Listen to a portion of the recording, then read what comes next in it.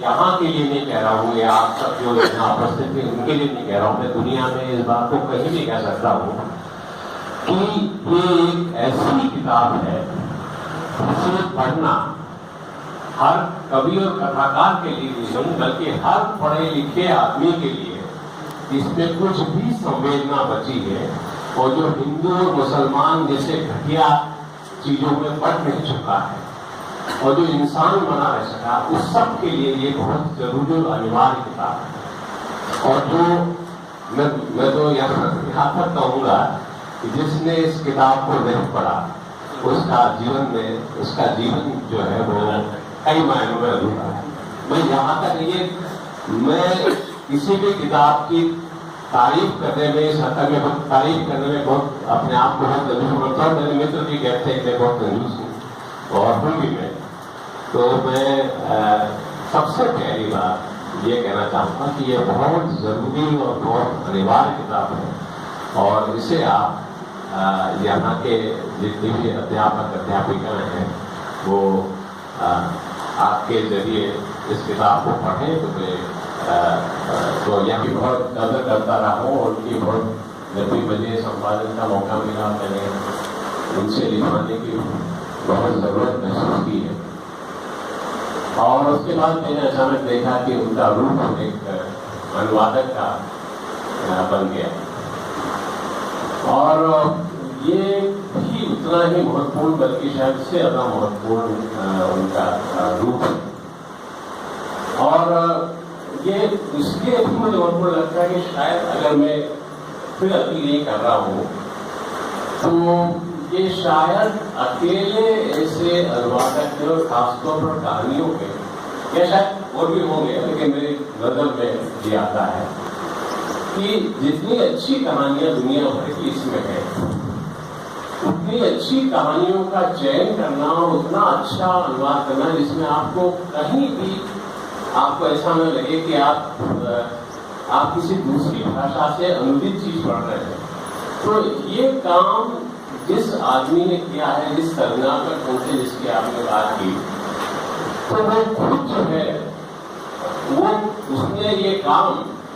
अपने खुद की सर्जनात्मकता को जो कविता और कहानी शायद लिख सकते थे या लिखते होंगे तो मुझे बहुत अंदाज नहीं सकता,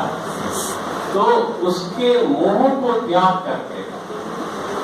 जिस आदमी ने काम किया है समर्पण से, वो हम सब लेखकों से, मैं जमुड़ी जी और नरेश जी और मेरे जैसे छोटे लेखक इन सब लोगों से भी ज्यादा महत्वपूर्ण और बड़ा काम है, क्योंकि हमने तो चाहे न किया हो इरादे से लेकिन कम से कम हमने अपने नाम का एक मोह भी एक रहा कि हम क्या लिखते हैं बता सके, लेकिन इस यादवेंद्र ने तो इस मोह को भी किया गया और अपनी सृजनात्मकता को दूसरे की कहानियों के माध्यम से दिखाई। ये एक बड़ा काम है, एक बड़ा त्याग है जो शायद उनको नहीं लगता होगा बड़ा त्याग है, इसलिए ये बहुत बड़ा काम है। और मतलब ये जैसा कि आप कहा भी गया कि ऐसा लगता ही नहीं कि आपकी लिखी कहानियों का जो भेद है वो उसका आपको एहसास नहीं होता कि एक स्त्री जो है इस नजर से देख रही है, बल्कि जैसा कि आपने रविभूषण जी ने सही कहा कि एक मनुष्य, और आपने भी कहा जमुड़ी जी ने,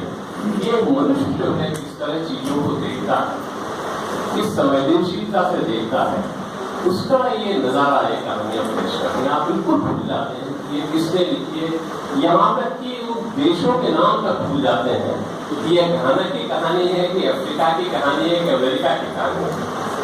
ये मनुष्यता की कहानियां हैं। और इस रूप में जो है ये हमारे समय का एक अद्भुत इतिहास भी है। और जैसा कि मैंने लिखा भी है कि ये कहानियां जो है हमारे जो हिंदी कहानी का जो ढांचा है जो अभी भी बना हुआ है, बहुत हद तक बना हुआ है और उसमें बहुत नया करने की बहुत ज्यादा गुंजाइश रखी नहीं गई। उस ढांचे से बाहर जो भी कहानियां, मतलब उसमें बहुत कम कहानियां हैं जो सिर्फ कहानी के ढांचे को फॉलो करती है, उससे बाहर जाने वाली, जैसे कि आपने जमुड़ी जी ने कहा भी कि आप आप से कहानियां पढ़ते हैं तो आप सोचते जाते हैं कि क्या क्या आगे हो सकता है, तो सबसे ये बाहर ये कहानियां चली जाती हैं और कविता के इतने ज्यादा नजदीक हैं, इतने ज्यादा नजदीक हैं और फिर भी कहानियां हैं कि इतनी अच्छी कविताएं आपको अपनी भाषा में भी कम पढ़ने को मिलती। तो मैं और ज्यादा बातें कहना नहीं चाहता, लेकिन कहने के लिए मेरे पास बहुत कुछ है। और एक चीज और आपसे कहना चाहूंगा कि हिंदी में कहानियों को भी बहुत लोगों ने अनुवाद किए हैं, लेकिन मेरी अपनी पसंद जो है वो 2 अनुवादकों की है, एक जितेंद्र भाटिया और एक ज्ञानवेल। जितेंद्र भाटिया ने दुनिया की बहुत अच्छी कहानियों के बहुत